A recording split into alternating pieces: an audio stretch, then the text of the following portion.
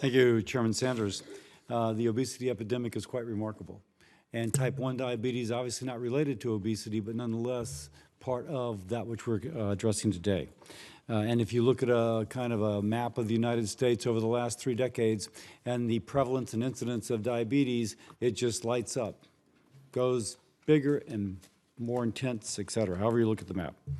So it's a bipartisan issue. I'm glad the committee is addressing it. I will say, however, that the focus of the hearing has changed from our original agreement to explore the prevention, treatment, and management of diabetes from a clinical and public health perspective. Diet and access to healthy foods are important, but I will point out that corporate marketing practices to consumers and human nutrition are not the jurisdiction of this committee. Those are under commerce and agriculture. Food marketing is what this committee will focus on today, but ideally the committee's time would be addressing issues over which we have legislative authority. If we have legislative authority, we can do something. If we have a hearing on something over which we have no legislative authority, we have a hearing. So I'll also point out, though, that our colleagues, Senators Susan Collins and Jean Shaheen, have led the Special Diabetes Program reauthorization, which the committee did successfully vote out in June.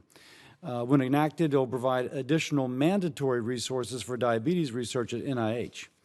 I'd also like, and that would be a good thing to have discussed today, how the NIH is using its discretionary funding, because that's something over which we do actually have jurisdiction. We should look at why NIH habitually underfunds obesity research, despite it being the kind of foundation of why the rate of type 2 diabetes has gone up so dramatically, as well as, by the way, its impact upon many other medical conditions. It's important to explore the impact of recent medical advances upon the lives of diabetics. American medical innovation is saving countless lives. Diabetes is no different. Groundbreaking developments in diabetes management, like the continuous glucose monitor, or CGM, increases patient adherence to treatment while improving quality of life for patients and peace of mind for parents and caretakers. We could familiarize ourselves more with that. I'm a doc, but I wasn't aware of it. And then somebody says, oh, no, you look on your phone. You can see what your diabetes is. It kind of really brings it home to the folks.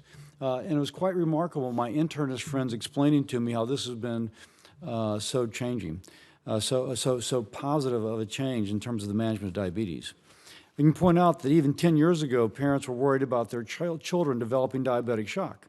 But now with affordable CGMs and other innovative devices, blood glucose levels are monitored in real time, and these devastating occurrences such as diabetic shock are prevented. We need to continue to foster innovation and the solutions it creates. CGMs are miracles to many now, but at some point it will become yesterday's news. We need the next miracles.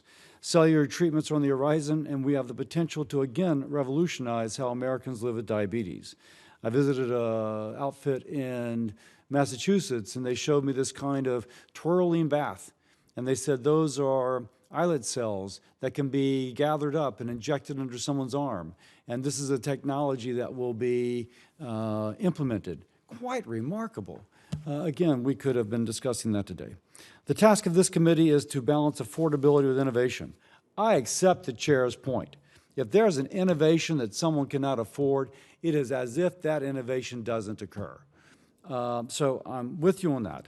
But we should, again, be discussing topics within the committee's jurisdiction. That's what we have the responsibility to do. And if there's something that we can actually address, then consider legislation. I look forward to exploring the issues that we can address with our witnesses. With that, I yield.